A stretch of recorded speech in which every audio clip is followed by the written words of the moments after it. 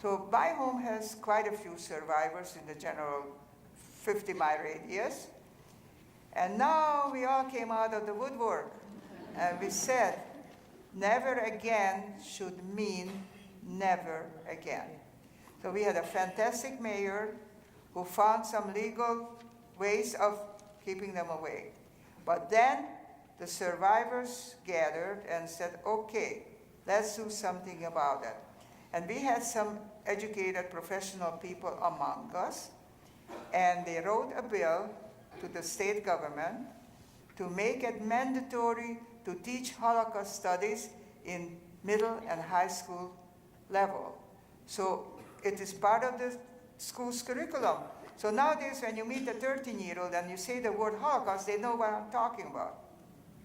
And education, it's not that anybody should feel sorry for me. I mean, I have it within my heart by losing my parents as an orphan, being an orphan at that early age. But okay, but I try to live or lead a life of somewhat normalcy.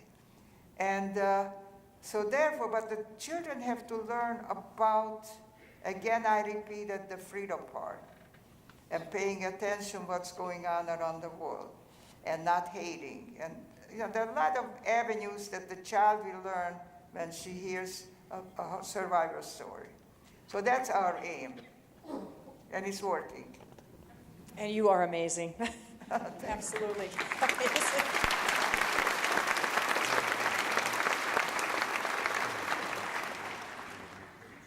After you came to America, did you ever make contact with any of the people you were with in the work camp or like in the German factory? Well, while in Germany, yes, you have made friends in people from your hometown and so forth. But there was one particular young lady. We became very close friends, and she returned to Hungary and remained there. And now I told you earlier that I will be in Buchenwald coming few weeks, and she's coming over. So that is the most exciting moment right now because she travels around the world speaking. She's 2 years older than I am. Oh, she's remarkable. She's a ballet dancer. I am not joking. I am not joking. She's about 5'11", gorgeous body, and her hand move, the ballerina movements. Yeah. Matter of fact, she wrote a performance of representing her bad year in the concentration camp by form of ballet movements. I mean, I'm not that knowledgeable about interpreting that, but that's what she does. So, gotta have determination to keep going. And you do. What are your views on people that want to immigrate to our country? Well, okay, let's go back. And based on your experiences, how do you feel about that? Okay, I am pro-immigration. We have hundreds and hundreds of people in the audience. I can bet $10 that every one of you's grandparents or great-grandparents came from another country because this country welcomed us.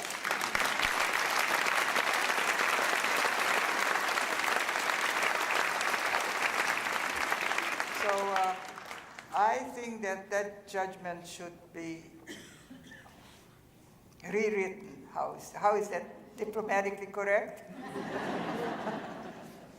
He wants to know the background on this picture. How were you able to get this picture? Good question. What has happened, I told you over and over again that I had absolutely nothing from my home, nothing. I come to America and my darling auntie, God rest her soul, saved the picture. Now think about it. When you have a child, don't you send the picture to the relatives? Well, my mother did the same thing. As a matter of fact, not only have I got the picture, but on the back of it, on the original one, I have my mother's note to the relatives, and it's dated 1942, whatever month. So, I mean, that is one of my greatest treasures. And then I have another one that they had also about my father, the two of them. and my brother was a baby boy at the time or something like that. So yeah, you don't know, we all collect stuff. Collect and say, oh, we're gonna get rid of it. But then a photo like that is worth 100 million junks that we collect. It's your 8th grade graduation picture, correct? That was 8th grade 8th grade graduation. graduation. Yes. So the reason I show the picture is not that how I look. When I talk to students, I want to prove it to them that at that age, what they are now, when I was the same age, I wasn't any different. I was happy, I was playful. I mean, all the things that the teenager is doing today, we did it then too. Maybe we were not as vocal as they are now, but but nevertheless. So that's the reason of the photo that I show. Beautiful. She said she didn't have a question, she just had a comment. She feels like everybody in the audience feels the same way she does, that she's so grateful to you, and she said she believes in angels, and that she walks among angels sometimes, and that you are definitely an angel. Well, thank you very much. Nobody ever said that.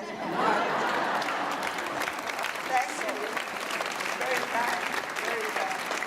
So because she had a comment, not a question, I'm going to take one more question. Right here. She's wondering how you could possibly forgive those people that did those horrible things.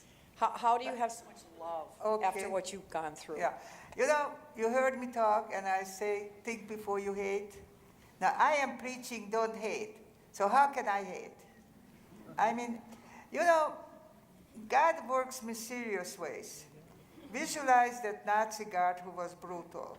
Now he's an old man, okay? And if his memory is somewhat good, he can still hear our cries. He can still see what they have done. So he has to live with that too. And that's enough for me. Okay, I mean,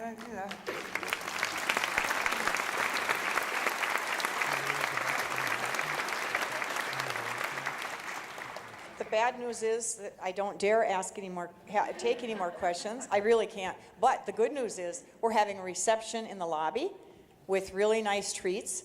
And if you had a question that you were just dying to ask and you didn't get to, we're going to be out there. But let's give Magda the kind of thank you she deserves. Thank you very much. Oh, you don't have to do that. Thank you. Thank you very much. Thank you. Oh my, to the audience up there. Hi, hi, hi.